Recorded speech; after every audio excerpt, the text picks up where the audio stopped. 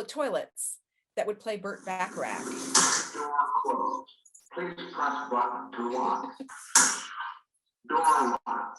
Your maximum use time is 10 minutes. And they played this really groovy jazz, which is basically Burt Bacharach, because that was like the time limit that you had to be in the toilet, the entire amount of the music. But they were clean and they were great. But after I got out of the toilet, I went to a bar.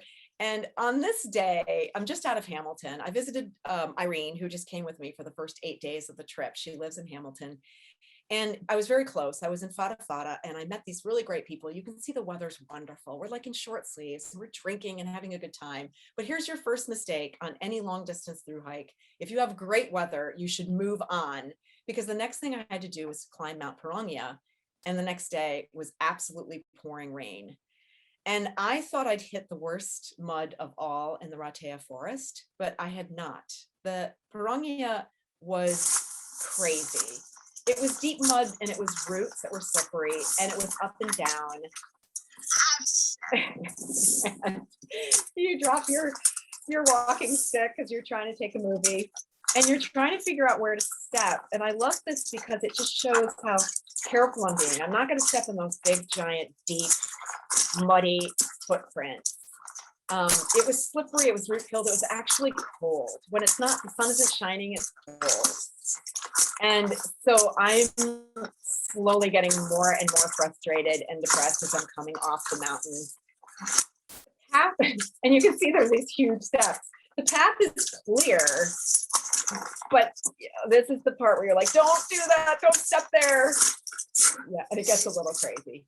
But I came out of there and it'd been raining and raining and raining, and rain does cause a problem. So I stopped at a place called Waitomo, which has these famous caves for caving, but also caves to see glowworms. And I stayed in the Waitomo Caving Club's hut with cavers. I mean, they're from college and they're practicing. And so I got this crazy picture. They just couldn't go out in the caves because it was filled with water, but we had a lot of fun being there. Back out on the trail, this is a very typical picture of how I would just have my meal and relax and dry out my rain gear. I will tell you this, that a lot of people argue about like what kind of rain gear to take. If you go to New Zealand, I would definitely recommend taking very hardcore rain gear because it's going to rain for days on end and you're going to get wet even from the bush. And this shows you again, like what a trail looks like. It's beautiful, but you can see an orange triangle on that tree and you just kind of head for it. There's no real trail, but it's glorious, beautiful, like Middle Earth. It's farmland, but there's also remnant bush that's set aside. And these people took me in as trail angels and took me out in the Polaris to do some sheep mustering, which was really fun with their heading dog. And he's just doing the work and checking us out and as happy as can be. After that, I got to the Poriora forest, which I mentioned, and that is an area that had been almost completely forested or harvested of all of the old growth trees until people started like living in the trees and tying themselves to the trees to stop this. And they saved it and they turned it into a park. And this is like old railway, very similar to what we have here in Minnesota with like the Greenway. And this is a huge suspension bridge that is going over it. It was just glorious, easy walking. But I did take a little bit of time to go to the bog inn and check it out with all of the predators and the sandflies. The other thing that happens in New Zealand is there's no such thing as hunting season. So you have, anytime you want to take out any invasive species, and deer are not natural there. So they just took them out. And this is one of my friends I met on the trail, Iris, who met this guy, and we ended up, he saved the best parts of the meat for us, which was kind of crazy. Beautiful day in the Poriora forest, and you can see Ruapehu, which is a huge volcano, which I'm going to walk to over all of that bush. But first I have to stop in Taumaranui and see some of the sheep people there that are shearing the sheep. And one of the things they do in New Zealand, which is really kind of funny too, is they play absolutely the loudest they can 1980s American rock music while they're shearing sheep. Guess it gets them in the mood. These are some of my roommates staying in a container at the place where we set up renting canoes. And that's another part of this trip. There's going to be a whole canoeing section. But before that, I have to do the Tongariro Crossing. And I go through this Waione Coker's track. That's the trail. Which actually was set up to be a biking trail. I don't think they really succeeded in that. And this is when I really learned about the idea of tramping standard. So you had tramping track, which means like, okay, it's not really a trail. And then you have advanced tramping track, which means you have hazards like deep mud. You don't know where the trail is. And sometimes you'll meet people like this guy who was just standing there eating his apple as I came along. And he's somebody who is picking up traps, and he's trapping some of the invasive species. And he took me for a ride on the last kilometer of the trip. And I swear to God, I thought I was going to die. He almost tipped over several times. I did not have a helmet. He only had one. And then he got stuck in the mud. And he had me get the winch and tie it to a tree and pull himself out. I was actually pretty glad I didn't walk that 1 kilometer. Okay, so I skipped a kilometer. But then I get into Wanganui, which is the next section where Tongariro National Park is. And I don't know how many of you have heard of Tongariro, but it is a volcanic park in the North Island. You're almost down to the end. It's in the southern portion of the North Island. And it was my birthday, and we were supposed to have terrible weather. And as it turned out, we had kind of mysterious, beautiful weather. So here I am next to the Emerald Pools. I mean, it looks like they're just kind of right there, but you can probably see tiny, tiny people way below. It's really a steep hike coming the way that we go, going south. The Emerald Lakes, and you do this, your first major Alpine crossing. But you're going next to Mount Doom, which I'm taking a bite out of. And it's very dangerous there. The weather can change fast. You're completely exposed. There's massive climbs, and then there's volcanoes. But I had absolutely stunning weather, and I ended up hiking with a friend from Holland who's actually hiking around the world this year. And he's, giving a thumbs up at these odd long drops, the toilets that are painted to be kind of fitting in with the camouflaged with the rocks. Here's on the edge of the crater, and it's hissing and bubbling and smells like sulfur. It's incredible. It's very much like Yellowstone, except that it's volcanoes going up and high. That's Mount Ruapehu, which I saw from quite a distance. And then the weather moved in, and I walked as fast as I could on my birthday, crossing probably the most famous sign in all of New Zealand, showing the Kiwi crossing, and got out just in time. But what you do get in New Zealand are these unbelievable sunsets after storms. And I think we do see these kinds of things like in the Boundary Waters, where there's sort of a weird reflection on the clouds, because there's so much cloud cover that creates this kind of glow. So I did the best I could taking that video. But as I mentioned, we had to rent canoes. So after Tongariro, I'm down on the Wanganui River, which is considered a great walk. And I canoed it. And I just happened to find very last minute, just very kind of randomly, another American who was going, who had his birthday the day after mine, and he's exactly 30 years younger than me, Andrew. And we went together down the Wanganui, and it was great. It took us 5 days. You do have to paddle. It's not like the Boundary Waters. It is a river that pulls you, and there are some rapids as well, but it's glorious, and it's very much a spiritual place for the Maori. Lots and lots of thousands of tiny waterfalls along the way. Really strange place where there were these weird long drops. I guess I have kind of a fixation with the bathrooms. They call them long drops. I think it's a more descriptive term. And we had a pofuri at Tieke Kainga, which is a Maori encampment or Maori land. And that's a formal welcoming where they welcome you by saying their mountain and their river, and they sing a song.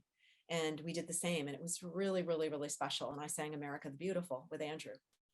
We had to go through some rapids. The 50-50 rapids is probably the most famous. I don't have a GoPro, so I don't have a video of it, but you dive straight into a V in a canoe. And I went down I was in the front. He's good steerer. I went down so deep into it, and they say, paddle, paddle, paddle, never stop paddling, paddle, paddle, paddle. You're paddling. And the water literally came over me.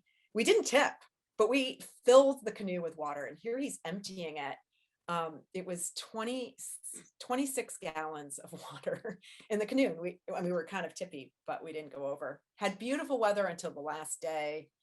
And I'm sticking out my tongue here, but I did get to meet some friends in Wanganui, and they're doing a hangi here, which is the welcome. And we have a little bit of a message from my friends, Rob and George. It's a welcome for all of us.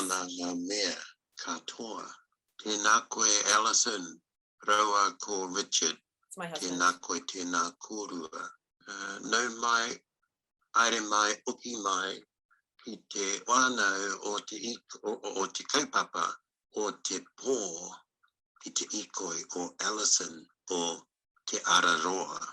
Yeah, so it's a welcome to all of us to this beautiful river. I mean, this beautiful trail in the beautiful country.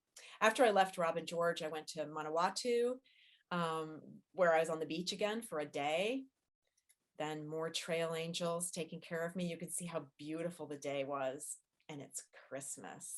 Spent Christmas with some friends, Kiwis there going a little bit crazy. And then I was out probably on the most dangerous part of the North Island. Tongariro is pretty dangerous too, but there are a lot of people there. This is the most remote. So I have a few pictures here. I really love that picture of the Tararuas. So this is a warning that you should, first of all, you should never go alone. And I broke that. I went by myself. Take proper clothing, food, matches, learn your bushcraft skills for safety. The problem with the Tararuas is they are high exposed mountains on an island that is very narrow and is surrounded by oceans. So you have quick changing weather. This is leaving finally like the lower portion and going up. It's very, very typical where it's advanced tramping track. You have just the orange triangles and you're just working your way through the bush. And this is what the tops look like. So I was very, very lucky. And I was told, you basically have 2 days of beautiful weather and just move fast.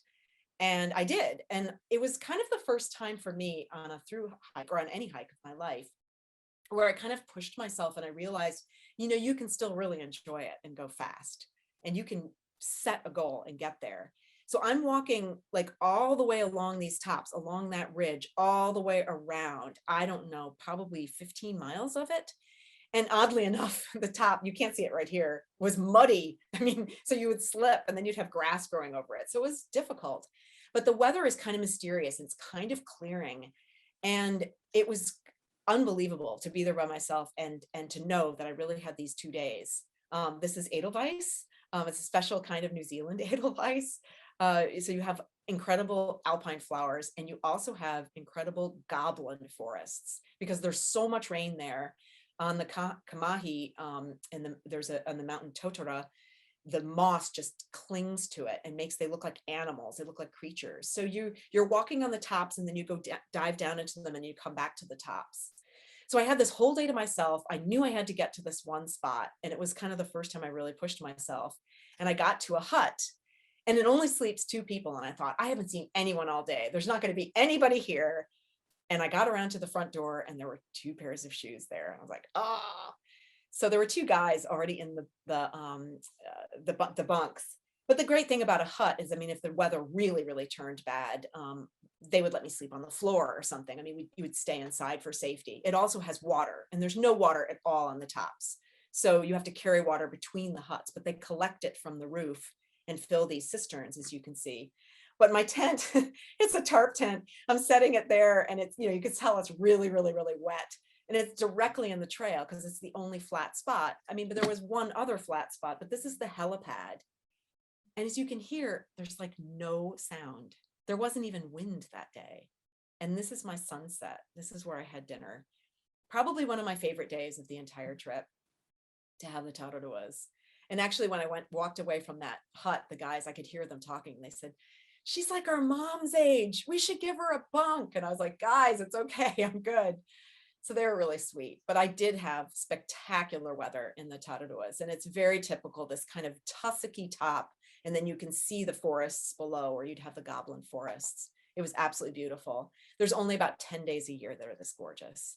There's a typical dock sign, like in Europe. They don't tell you distance. They tell you hours to get somewhere. It was 2 hours to do like 2 kilometers because it was straight down and very, very slippy. And this shows you crossing the Otaki River on a suspension bridge for one person. So you get the idea of like what it looks like in there. It's safe. I don't think it was going to break or fall, but it's kind of weird and tippy. So I had to take a little video of crossing. And just kind of going, you're not going to fall out. You wouldn't want to drop your phone. And you can't, if you meet someone on the other side, they just have to wait for you. So after the top of the woods, I did one thing, and I'll do this real quick. I took a side trip to Taranaki, and this is very typical now of New Zealand, where they have signs that ask you if you have everything you need, because Taranaki, like a lot of these places, is just this completely exposed, blown out volcano. And if if the weather turns, you're exposed. If you don't have water, if the sun's out, and all those kinds of things. We went in the middle of the night to watch the sunrise. And it was New Year's Day. And I went with a Kiwi, an expat actually. And you can see Ruapehu and Tongariro in the distance. And that's me on New Year's Day. But that's what it looks like. We couldn't see it in the dark, but going down is, you can kind of see the orange poles going all the way down. It was really glorious. And then I'm in Wellington at the end of the North Island. I'm gonna have to push along here. That's the escarpment track, the Kapiti Coast, above Wellington, and I had glorious weather in Wellington. Weather does make a difference. Wellington is normally very windy and very rainy, but I had beautiful weather and I was very happy. 1,620 kilometers down and 1,430 to go. Those are my resupply boxes. I sent them to St. Arnaud, Boyle Flat, and Arthur's Pass. You don't really have to send that many things, but you would be smart to send shoes ahead if you have specific shoes you like.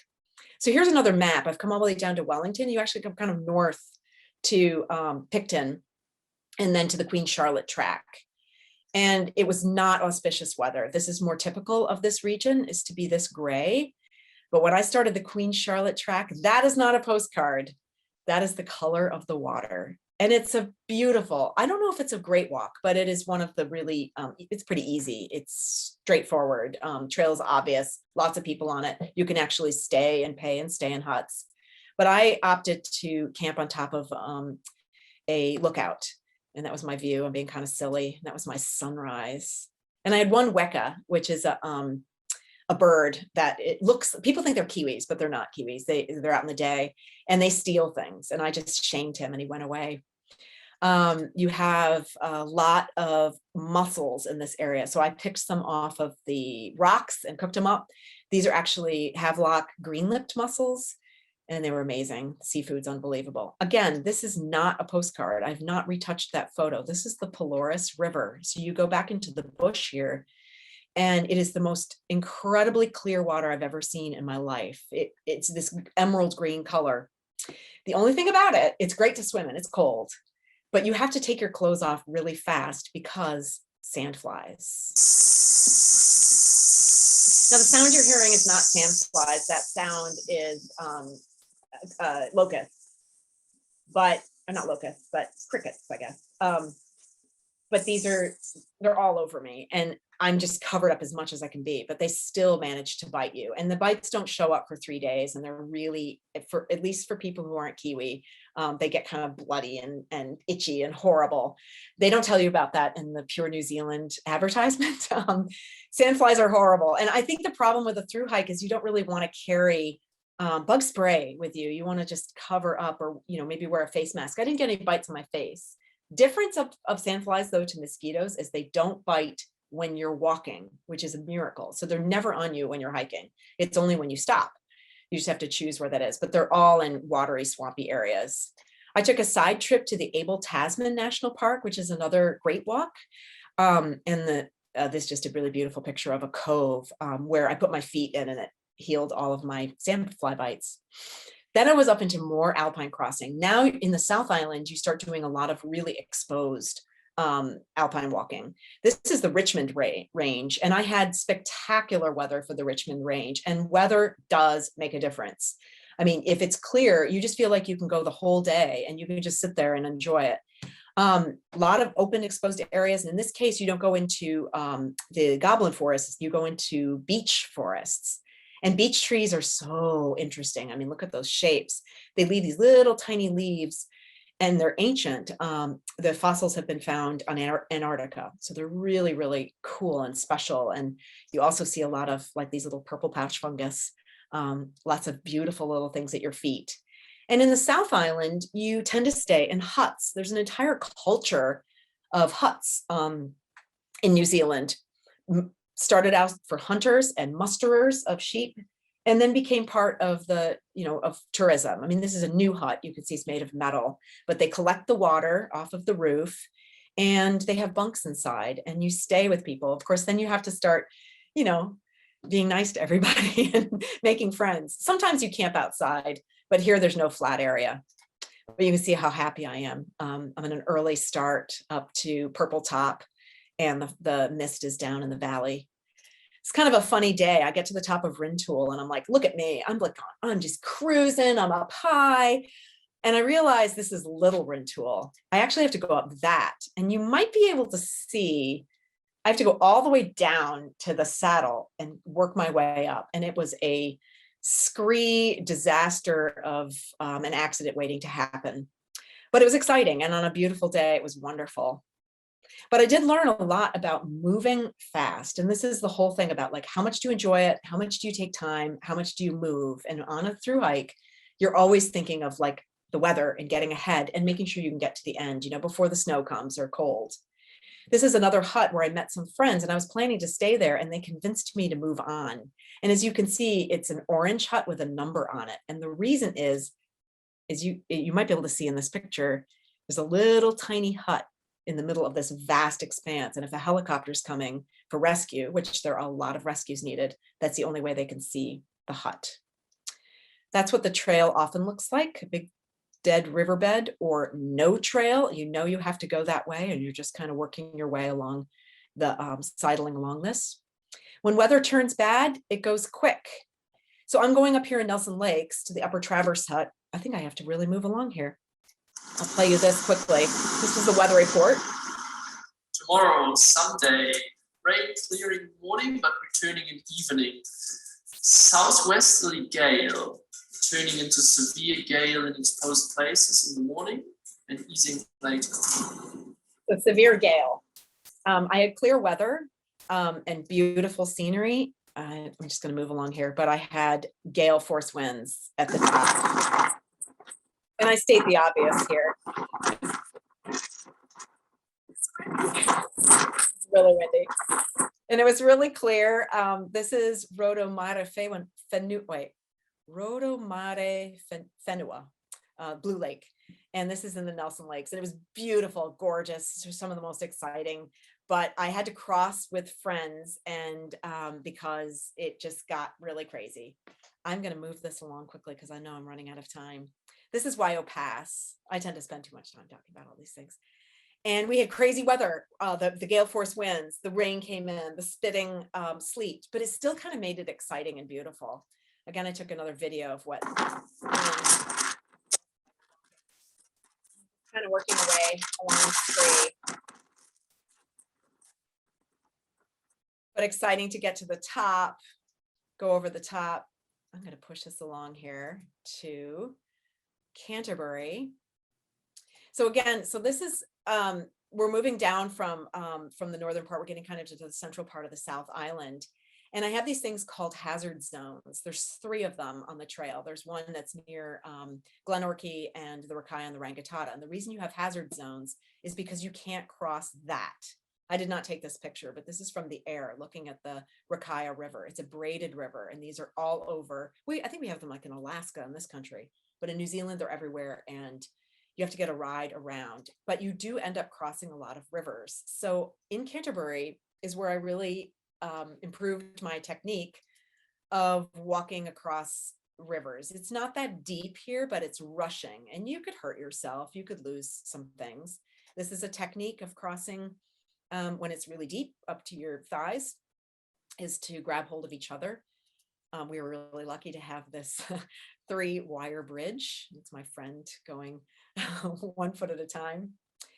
And this is another one. This is bush stream, where it's not really that it's deep, but it's not that wide. So they just went in, but it is up to your thighs, and it can throw you off. So you use your sticks, you hold on to each other. It's my friend Tom showing us how to get across the Deception River. Deception River was, we walked up it, and that was the trail. So you have to go on a clear day. This is a sign at the Arthur's Pass dock office where they show in the lower picture how fast the water can rise. And that's really the biggest danger of water crossings, is if you have bad weather, the drainage basins are too shallow, that things rise really fast. I'll go through these quickly. These are some pictures of huts, hut life. They're kind of a little rough, but they were a port in a storm. I did not stay on that one, maybe for obvious reasons. I moved on. And sometimes you camp outside and make your own shade. This is a picture of a landslip or an avalanche. A friend of mine fell and dislocated her shoulder. So one of those rangers had to come in a helicopter to get her. Again, the trail as the river as trail, but beautiful, beautiful, beautiful. These people got me around. I'm just going to kind of go fast now. I'm so sorry. Got me around the hazard zone, and then I'm going up again, a lot of river as trail. And I'm walking up to the top of that. I'm going over that saddle in that picture, and then the weather just came down just like that, boom, and it was a whiteout. You can see that sometimes people would sit up there and look at the view. Wasn't any view. And then I came down and I had perfectly clear weather, and I went through the Castle Ridge Station, which is a huge ranch. This is the ranch person, the ranch owner, super nice guy, Pa Harmer. And this was the second of the hazard zones, but I crossed it. So this is the Potts River coming into the Rangitata, and I went with Tom at this point. You always want to pick someone who's tall. I went with a tall guy, and he got me across. There's some quicksand. And this gives you an idea why you need to be very careful. You can't tell how deep the water is there. It has the glacial till in it. It's rushing really, really fast, and it's cold. So you want to be careful about where you step. You use your sticks to find out how deep it is, and you don't go anywhere where you think that you're going to slip or there's no retreat. And I made it across. We had to go across those two braids, and then straight up into the two thumbs track. This is the day after I had that crying jag at Bosenberg Peak, and you're looking towards Mount Cook. I did mention to you that we did canoe, we did kayak. There's also a section that you can bike. And you can walk this if you want to, but it's really long. It's an aqueduct, and it's the Alps to Ocean bike path. And so I biked it. Stayed in a hobbit house. This real one in Twizel, and she's a trail angel. And then got to Ohau. Look at the color of that water. Unbelievable. Camping here, and you can see the tiny little, but they're not stones. Those are beech leaves, and they smell good, and they have this wonderful feel to them. The last of the major river crossings I did on my own, but the guy, it's just like these are kind of these trail angel moments where a guy coming the other way showed up just when I was going. And he said, yeah, you want to cross right where, the rapids, you see the rapids, cross there. And it was the shallowest spot. This is what trail angels look like, who just show up and feed you. Okay, I'm going to go quick so I can get some questions. Otago was wonderful. So I'm continuing further south, and it gets sort of, I don't know, just more like you don't have as many Alpine crossings, but you have lots and lots of up and down and on these really dun covered mountains. I had Tin Hut all to myself. And here's a real lesson in not making any assumptions. I'm just cruising right now. The trail was really obvious, and I'm like, oh, I'm just going to go all the way to Lake Hawaii. You just go down that valley. Well, not really. You go down into that valley and into a riverbed that took me like 13 hours to walk. It was the whole day. It was insane because you had to find your way here. And sometimes you were up and you were sidling along the riverbank, and sometimes you were in the water. And then at the very end, it pointed straight up and it said 2 kilometers takes 2 hours. And I was like, what? And that meant it was straight up, but I got there just in time for cocktail hour. with these friends. This is above Lake Highway at Breast Hill. Taking camping whenever you can get it. Not the most exciting camp spot. Little side trip to the Rob Roy Glacier. And then this is a really good, how beautiful Otago was. This is the Motutapu, which is on Shania Twain's property. And you can see the trail going down. Super, super hilly. You really want to have your trail legs to do this part, but gloriously beautiful. And if you have great weather like I did, but look how it's so, folded. So coming down, Queenstown, of course, had another major hazard because you had to go around Lake Wakatipu, and I got a ride around it. I hitchhiked here in Queenstown and got a ride to here, met another driver who took me up to the root burn, which is actually not on the trail, but the root burn is amazing through a great walk. And I camped illegally in the forest. But look at the color of that water. This is the glamorous life of a thru hiker. But when it rains, it turns things into a torrent. Fortunately, there was a bridge across this. And the root burn was gorgeous, but I had rainy weather, but just with these like kind of beautiful scenery. And just when you're starting to feel sorry for yourself because it's rainy and wet and you're cold and you can't see anything, you see this little French girl hiking with her family and they've dressed her in a garbage bag. So you're like, all right, get with it. I'm almost finished. This is very typical of the end. The sun was out and I just fell down on the ground, but I'm in Southland finally. This is also a hut where everybody tented outside because it was a supermoon that night and the weather was great. Mavora Lakes finishes things. And I camped and this is a place I skipped because it said Kiwi Burn Bridge, which is where I was, to the Princhester Hut, which is where I wanted to get to, was going to take 12 hours. And I heard it was horrible. It was through mud and water and miserable. So I hitchhiked and I got a ride with these guys who actually took me to the wrong town. So I had to get another ride. I was standing on the side of the road crying and someone stopped for me, Ian, who I became lifelong friends with, and took me to the Princhester Hut where I met a biker from San Antonio and it was starting to get cold. The final part of the trip, so it was amazing. I had so many great things, but the final part of the trip ends up being wet and tussocky and your feet are sinking into fens. And I was completely losing my patience. This shows you the high grass, how tall the tussock is, and you have no idea where the trail is because the poles that mark the direction are covered by the grass. So actually, some trail angels, the guys I showed you earlier, Rob and George, who were doing the hungy, stole my term high grass. Well, I called it tall grass, but they call it high grass. And it's actually a mantra for them, for people who are like hitting the wall and need help because I was needing help. So you can see it was getting a little depressing. I'm going to just move on here. You're walking with the sheep poo through the sheep, and then you're getting laughed at by dock workers because you're saying the weather was supposed to be good. And they just say, oh, what are you talking about? This is New Zealand. But you get one more amazing goblin forest. It snowed that day and it was glorious. One more hut, which is the oldest one, built in 1905. That's what it looks like inside. There were 5 of us crammed in there, only 4 mattresses. And then finally to the beach, and you get to finish. And I picked up a shell that made me think of myself, kind of someone who's like, I'm a little shattered, but I'm alive. Well, the shell isn't alive, but it's still kind of whole. And then I got to Bluff, which is the end.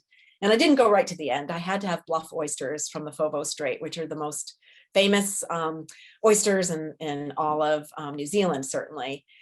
And then Ian, who saved me on my ride, came and met me at Bluff at the end, hoisted me up onto the New York sign, which is where I was born. And that's the end. So I will just say the lessons I learned was that I found out that my body, mind, and spirit would hold me through a long distance hike, that lots of days are road walks. Some days are exhausting. Some days are exhilarating and enlivening. And every day is like full of peace and a sense of self.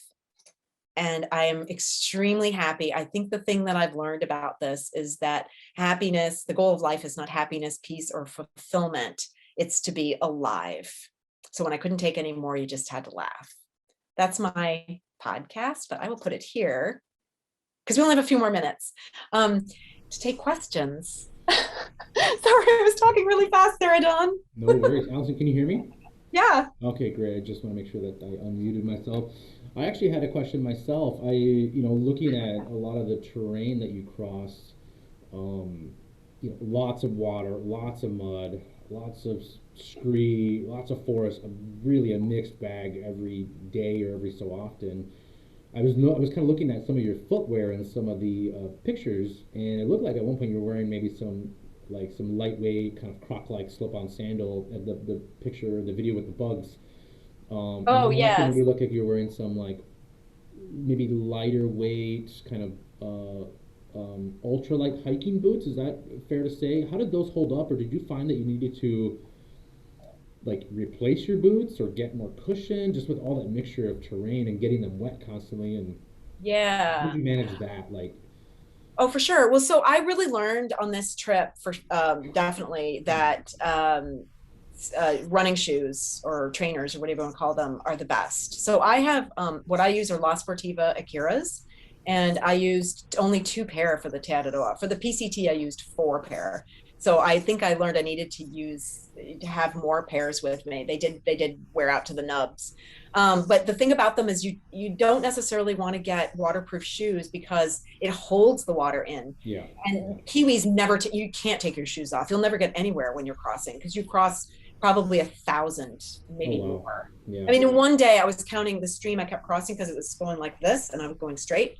And I must have crossed it 50 or 60 times. So you're wet all the time. Yeah. I didn't use, some people use dirty girl gaiters. I don't use them because I wear long pants. And so I don't usually get a lot in my shoe. The Crocs were just because my shoes are so wet, I do like to rest my feet in something. Yeah. So, foot care is definitely important. One thing here that we tend to suggest to people hiking through streams or muddy areas and maybe want to stay away from a waterproof boot. I'm aware that sometimes a waterproof boot, once it gets filled up, it takes a really long time for it to dry. So we've been suggesting here at the shop waterproof socks. Or something like that. And they come in a bunch of different sort of thicknesses and lengths, so you can kind of really dial in the sort of warmth you might need or the water protection you might need. But looking at some of the videos you posted, they don't make them long enough. They don't make them thigh high. So they're almost at that point just useless because the water's gonna go in through the top. What I've found that really works for me, I use Balegas. I don't know if you guys saw Balega there, but I use Balega running socks, and I don't get the merino because I do have a little bit of on the PCT. I had a little bit of kind of this weird chafing with merino when it got wet. It just kind of left. It was almost like I was burned. It wasn't a blister, but it was it was strange. And it just took a while for that to heal. But yeah, I think with waterproof socks would be great because, just like your feet themselves, even if they're wet, if you had something that protects them. In England, people just actually put bags over their feet and stick bread bags or something. Yeah. That still happens. Hardcore. I've never been to New Zealand. It looks like someone had, let's see here, someone made a comment that they had went to New Zealand twice and can't wait to go again. And another person had asked if they were allowing vaccinated U.S. citizens in. I looked it up, and currently they're not. No. Looks like another question is, would you recommend this thru hike to not be your first, or would you say it's doable as long as you're prepared? Oh, that's a really good question. Wow. I think that anytime you want to do something like a thru hike, if you've done a lot of other hiking and you have kind of an idea of what your body can handle, there is an attitude of looking at a thru hike as like a lot of section hikes strung out, because you will be taking a break. You have to come to town. You have to get food. For the most part, you have to get a rest. The problem with the Te Araroa, as I mentioned in the very beginning, is that it's more of an idea than a real route, than a real trail. There are trails, but they're strung together and they're making changes all the time and they're making improvements for sure. but you have to kind of check that expectation at the door, because you will be going through these extreme changes, sometimes walking on road, and then all of a sudden you're in thick mud in the bush. And, like, how do you prepare for that? And a lot of that is mental, right? Rather than just physical. So yeah, I mean, I think you could do it as a first through hike. It is very expensive to get to New Zealand, and New Zealand is more expensive than the United States for food and everything. So there's those things to consider too. Yeah, watching your presentation and looking at your photos and videos, the landscape. I've never been to New Zealand, but it reminded me so much of southern Chile, Patagonia. Oh yeah. You got your really strong winds. You have your really mixed, varied terrain. The beech trees are present there as well. Oh yeah, that's Down right. there they're called lengas or lenguas, not lenguas but lengas, I believe. You have your old moss hanging from them, and the very similar, cerulean blue water, just really really magical. One I recall when I was down there doing a hike. I don't know if you experienced this, but oftentimes the wind was so strong on the gravel roads that I actually thought it was a car coming, and I'd stick my thumb out to hitchhike, and it'd be like just the wind blowing up the dust, and I'm like, "There's no car coming." Like it's like my mind was playing tricks on me. Yeah. Oh, for sure. I mean, I think I've had some pretty serious winds in other places, but the wind was just well, I think that it's like the intensity of the weather.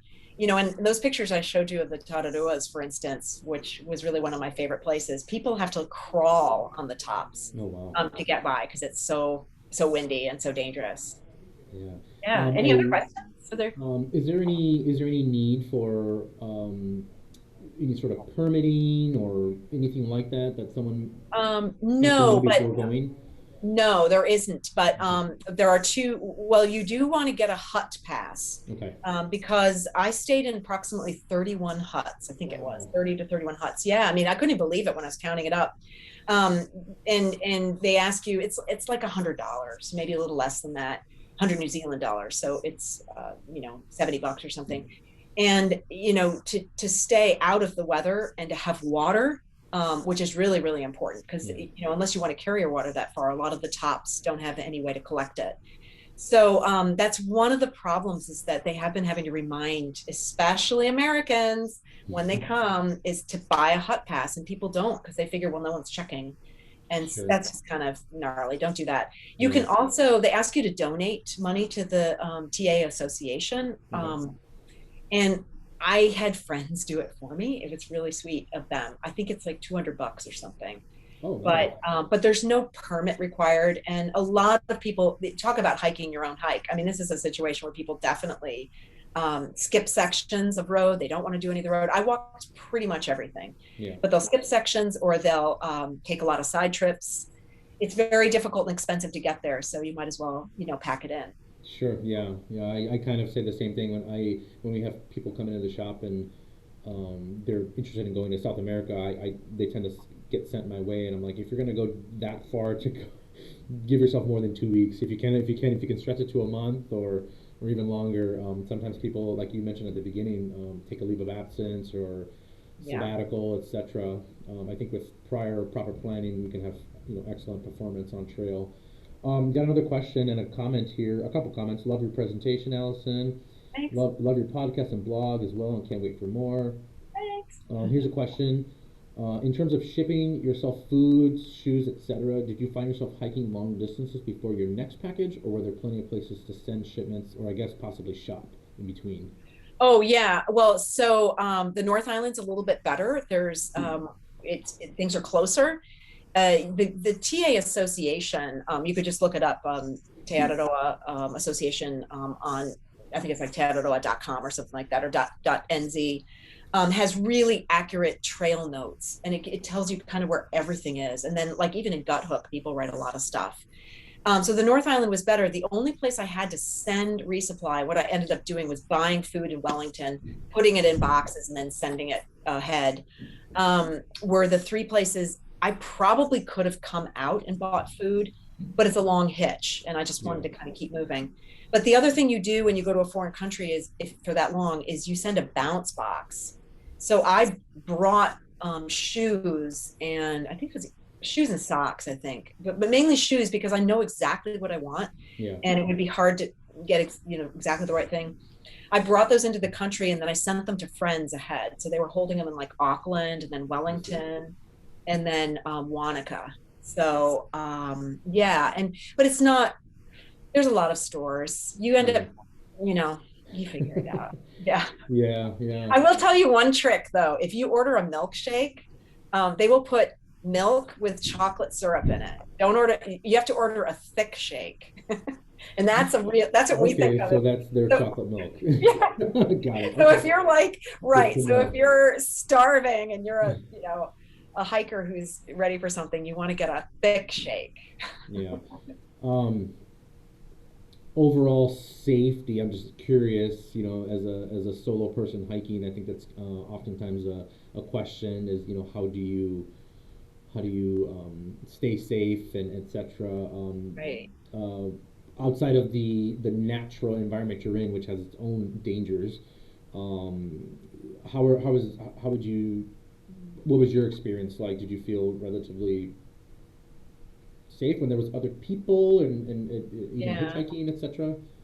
Yeah, I mean, I had a couple of interesting experiences. New Zealand is a very safe country and very open and welcoming. And I've never experienced like that number of trail angel, just kind of generosity. And that's very much part of the culture of Maori people.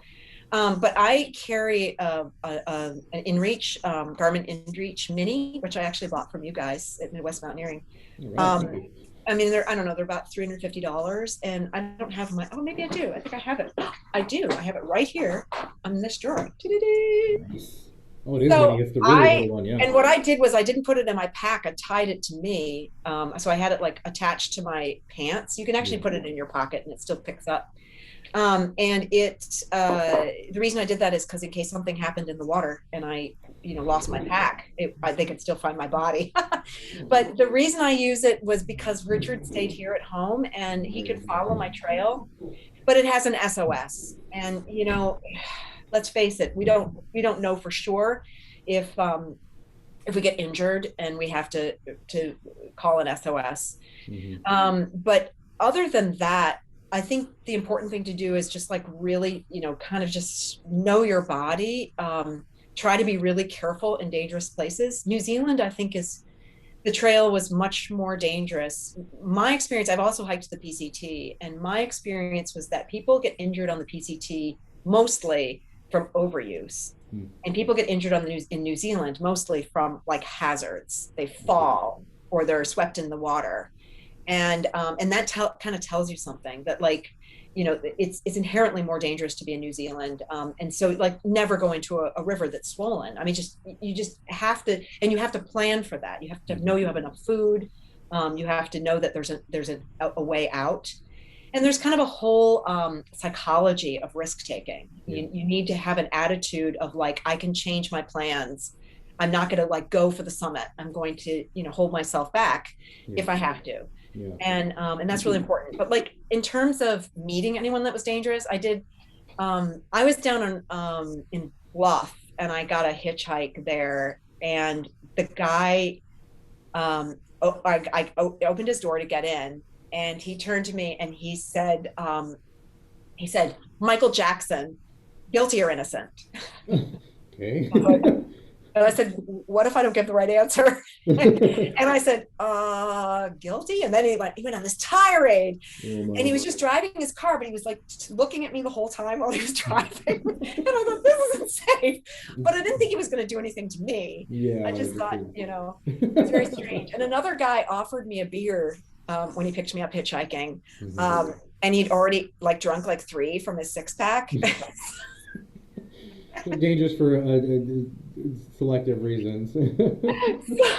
But I think overall, there's you always want to make sure, like in any situation, if you feel like you're being followed or something, or you're being stalked, or those sorts of things. I have never had that kind of problem, and maybe my age, I don't know. Yeah, well, that's great to hear that those experiences were maybe at this point laughable and kind of maybe even questionable still. Like, should I have gotten in? But another question pop up here, really interesting one. Did you use the goop from the flax plants to treat your sandfly bites? I found this super helpful. Oh, wow. Oh, that's a great suggestion. No one told me that in New Zealand, so I didn't. And, maybe the reason for that was because Kiwis don't suffer as much from sandfly bites as foreigners do, because we haven't, I guess, haven't built an immunity to it. Yeah. I Yeah. found some sort of topical ointment that apparently isn't even allowed to be used in the United States, so I'm not really sure what it Oh. is, but it got rid of the itch. But the itch is so bad that you don't even know it, and you're itching it at night, and it gets oozy and horrible. Yeah, yeah. They're awful. Um, I have a question. I thinking about long distance hiking. I was looking at some of your photos and seeing like a specific pack you were using, and you had your, I think you said it was a duplex tent. I forget who makes that. Oh, But Tarp tent, yeah. yeah, tarp tent. Thank you. That's like a Dyneema Cuban fiber thing, right? Um, Yes. I'm curious if you're willing to share, sort of a luxury item or item that you brought that maybe had no bearing on the hike itself or performance wise, but just was kind of a thing that is important to you. Well, one of the things I do is I collect sound. And so I brought a microphone. I'm not sure I'm going to do that anymore, but I brought a microphone and I brought headphones. I mean, they're very, very small over the ear headphones, but they're noise canceling kind of head. I mean, isolating headphones, I think is what they're called. So a Shure microphone and Shure headphones. And I brought a really big battery, which is kind of heavy. And that's all because I'm creating podcasts that use sound that I collect. My phone's pretty heavy. I mean, it's just it's an iPhone. But you could probably do pretty much everything with it. Although I'd have to have headphones because I don't want to bother people with my sound. Right. One of the things I didn't do in New Zealand that I did do for the PCT is I bought a Kobo, which is like a Kindle, it's a reader, and it's like the Kobo H2O or whatever, so it can get wet. I think you can drop it to like a meter in water and it's still fine. Okay. And I think, I don't listen to music or anything when I walk. I wouldn't say I'm a purist, but I like the sound of what I'm hearing. I don't listen to books or anything like that. Right. But at night, sometimes just to read a little bit can kind of just relax you. And sometimes you're in town or you're waiting for something for a long time, and it's nice to have a book. So I would say that was my luxury item. Nice. That's a Yeah. great one. Yeah, I think being so far away from home and out in the bush can having whatever that item may be can just kind of give you a internal boost of confidence too. Yeah. Kind of keep you going. I'm not seeing any other questions pop up. Anything that you found that you were like you didn't bring and you were like, I need to get this next time I can do it, or I maybe I'm thinking about bringing this on your CDT hike. I know it's an entirely different hike, obviously in a different country. Yeah. I think that I wasn't. Replace? Yeah, I mean, I think I just got something from Ibex Wool. Their shack it's not really a jacket. It's like a hoodie, and so it's merino wool, and it has a hood and zips. It's a little bit heavy actually, but it's really warm. And I think one of the problems that I underestimated was how cold I would get. I see. And New Zealand was, in particular, was like when it was warm, it was warm, and when it was cold, I felt cold. And that would be like, just because it would cloud over, you'd get chilled. And all I had was like, my typical outfit was a merino top and this little, like a down jacket and rain gear. And that really wasn't enough. So I think that like knowing how cold you can get, sometimes it's just worth the extra weight, because otherwise you're just like miserable. And you're walking faster. I'm a big fan of the merino, and I'm a big fan of Ibex. I'm actually wearing a piece from them now, and I think I've had it about as long as I've worked at the shop here, about 10 years, and it has one little hole. Oh wow! Here.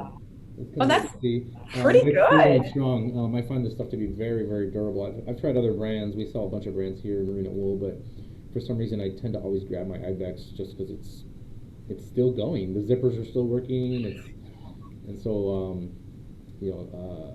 yeah, they I think for a while they kind of closed their doors, but I think they're back making just kind of some of their base. Like online, Yeah, yeah. their base. I'm familiar with that shack jacket. That should be a really nice piece for you. Yeah, and I mean, I think merino in general, and there's a ton of stuff Mhm. at Midwest Mountaineering, but Yeah. merino is miraculous because you don't smell. I mean, Mhm. maybe I think I don't smell, but no, it doesn't. That's that's the shock of it is that um, if you're wearing like any of the tech gear can really, I mean, in a through hike it's so difficult because you want to wash your clothes, but you're really going for days and days before you Mhm. can get into town. And Looks like we got maybe one last question here yeah, regarding the tent. Does the tarp tent have a bug net? Okay, yeah, it's not a tarp. So it's a tarp tent, which is this really, I think it's a great concept. The tarp piece, mine is, because this is the design I bought, is made of the Dyneema, and then inside is a bug net and sil nylon. So you have a really big floor, like a bathtub floor, Mm-hmm. and then you have that bug net. I mean, you have to have that. Yeah. The sandflies would kill you. I did a lot of cowboy camping on the PCT because I was in the desert. I was coming south, so I was in the desert in November, Mm-hmm. and it was amazing. I mean, I love that. It's glorious to do, but you pretty much need some sort of protection. That's really And cool. Um, yeah, and I think I'm probably going to be using a Gossamer gear tent, to be honest. CDT. oh, nice. Yeah, Hold on a second. but I don't know. We'll see. Curious about the tarp tent. I was it a trekking pole supported tent or was it Trekking a? pole. It Trekking was pole. okay. You barely see anybody like I don't know if this is like not a European thing or it's definitely not a Kiwi thing. People are usually using freestanding tents, and I mean they're a little bit heavier, Yeah. from my estimation. Um, and so the trekking pole tent kind of thing is great. It's just that sometimes you have problems with putting stakes in, and that's one of my issues with the Gossamer gear because it takes like 6 stakes. And it's four for tarp tent, but it's a little bit of a different design. They come out like Sure. in a diamond, and you use rocks and things. But I had these people just laughing at me. It was windy, and I couldn't get anything in, and the tent was just kept falling over. Oh, man. So you, it's you probably get pretty familiar, or at least accustomed to tying a few different kinds of knots. yes, Bowlines and yeah, all sorts of different things. a lot of bowling, right? And you're Yeah. right, yeah. We got another question that just came in, and I think we have about another 2 minutes. So, Okay, great, yeah. if you go back to New Zealand, what will you want to see or do that you missed? Oh, well, so I did almost all of the Great Walks. The Great Walks are amazing, but I did not do the Milford track. And it was pouring rain almost to the point where the road was closed to go to the Milford Sound. Okay. So we went there. We drove it. It was unbelievable because the mountains looked like they had icing on them. There were so many waterfalls. It was kind of incredible to see it, but we didn't take a boat out into Milford Sound because it was pouring rain. So I would probably do that again. And I don't know. There's of the Te Araroa. There's all of those Alpine crossings. I'd love to just go again and do them again because Yeah. they're really great. Yeah. Awesome. And oh, just really briefly, Yeah. of the Great Walks I did do, if you go to New Zealand and you're looking for something shorter, I mean, Great Walks are a little bit expensive and they're pretty popular, but we did the Kipler, which is really far south on the South Island, and it's all alpine, and it was extraordinary. It just took like 3 days, and the root burn was really amazing too. So there's lots of Great Walks that are amazing. Yeah. Awesome. Great suggestions. Thank you. Yeah. With that being said, I don't see any other questions. Alison, I want to thank you for your time, your experience out on trail, and willingness to share that with everyone. You can follow Alison at blissfulhiker.com. Probably be looking for some updates here, maybe mid-late summer regarding your CDT hike. Are you on social media, like Instagram? I am. So I'm on Facebook. I'm just I think I'm Blissful. You can find me at Blissful Hiker and hashtag Blissful Hiker. I do on Insta. Cool. And I should mention that I'm hosting a new podcast with the Trek called Walking Distance. Did we mention that? So Walking Distance is pretty cool. Yeah, and we're interviewing. We're just taking a deep dive into everything backpacking. Oh, So a cool. lot of really interesting people have been on. I've had Andrew Skirka on, and he's like the star of everything, Yeah. and a lot of other Beans really and cool. rice, Andrew. What's that? I said his go-to meal I think is like beans and rice. Yes, I know, I know. Hey, if it works, I know. Yeah. It's good. Allison, if you wouldn't mind dropping a link in the chat for that, Oh yeah. that'd be great. And really, really briefly, someone just popped in with a question here about how much money would you budget for a trip like you did? Oh yeah. It was well, just the plane ticket itself is close to $2,000. Mhm. So that was really expensive. I think I spent like $4,000 to $5,000, but I'm really horrible about watching exactly how much I spend. Oop. Yeah. And So, you're away from work too, so there's that aspect. so there was, yeah, I was away from work and I'm still away from work. But anyway, so yeah, I mean, it was, I mean, we just squirreled away a lot of money, and I think it just kind of depends on how much luxury you want when you go into towns. Yeah. Is really the key. The biggest expense you're going to have is the plane ticket by far. Yeah. But you still have to buy food. But if you're thinking of like, I'm sleeping in a tent or a hut every night and I'm making my own food, just like add maybe 20% to that, because it's that much more expensive in New Zealand to buy food. Oh, yeah, that makes sense. Yeah. Well, for those that are in the market for new gear, this is a shameless little plug here, but it's the Outdoor Adventure Expo at Midwest Mountaineering, and the store is on sale for 10 days straight, in-store shopping or curbside pickup. Thank you, Allison, very much for your time and your experience, and again, your willingness to share. You can find all these presentations on our YouTube page, Midwest Mountaineering, or at the OutdoorAdventureExpo.com. If you missed anything, you can rewatch them. Coming up later tonight, I believe at 6 o'clock, is 50th anniversary Q&A with Rod Johnson, the owner. So stay tuned for that. And in the meantime, have yourself a nice break from the presentations, and we'll log back in at about 6 p.m. Thank you, Allison. Great. Thank you. Bye. Bye.